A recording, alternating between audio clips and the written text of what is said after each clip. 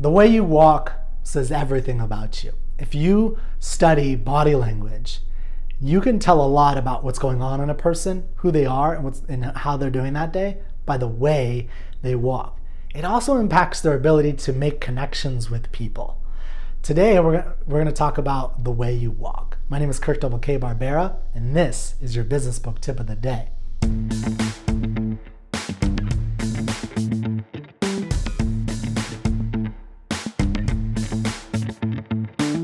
Scientists recognize over 40 unique walking styles. I mean, imagine the Charlie Chaplin little scuffle, or the John Wayne saunter, the big shoulder guy. If you know anything about big shoulder John Wayne, there's the cocky guy walk. There's so many different walks, and how you walk says a lot about you.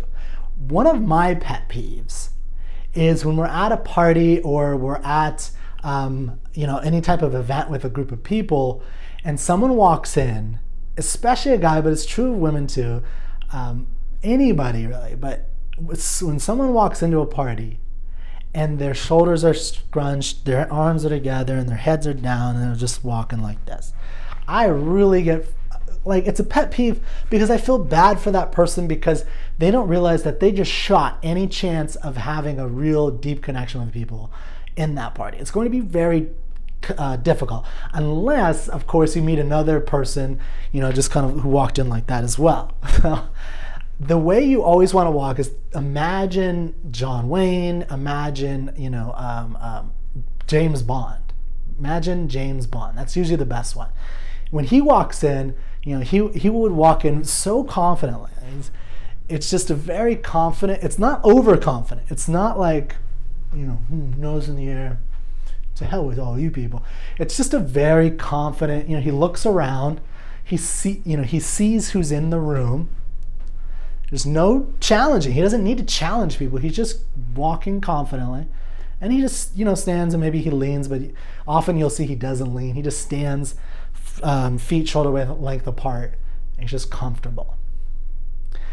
Shoulders back. That is the best way to enter a room, no matter what. I mean, do the door exercise. This is very helpful if you don't feel like you do this well. Whenever you walk through a door, try to consciously lift up your shoulders. You want to make sure you're walking like that, and then just straighten up everything.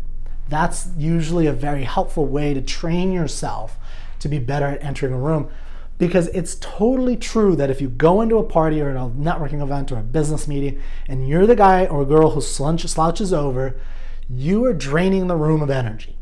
I mean, if you want to see that this is real, that energy from your body movements and the way you hold yourself is real, go to a networking event early on and just as an observer, don't network with anybody, and just observe how different people enter the room and the energy level. So for instance, you'll see a guy who just enters in the room and the energy level either stays the same because he's so silent or nonchalant that nobody pays attention, or someone who enters the room and they scrunch and they're so negative energy, they're so down and scrunched in and depressed and hunched over that you can feel the energy level going down.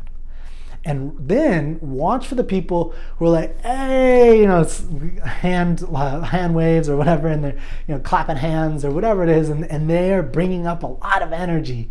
And then everyone around them all of a sudden feels like a rush of energy. And you've probably felt this yourself. That is the power of the way you walk and the way you enter a room. So one of the ways to think about this for body language and reading other people's body language is especially when you know someone.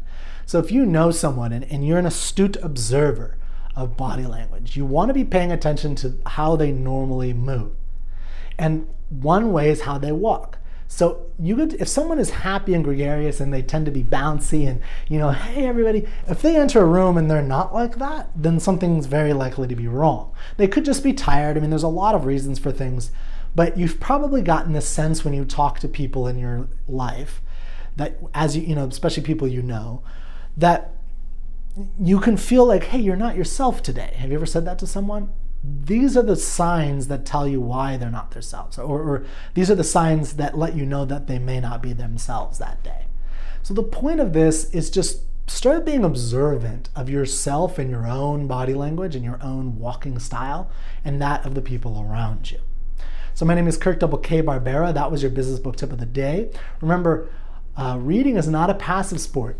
It's a contact sport. So go out there and make some contact with great books.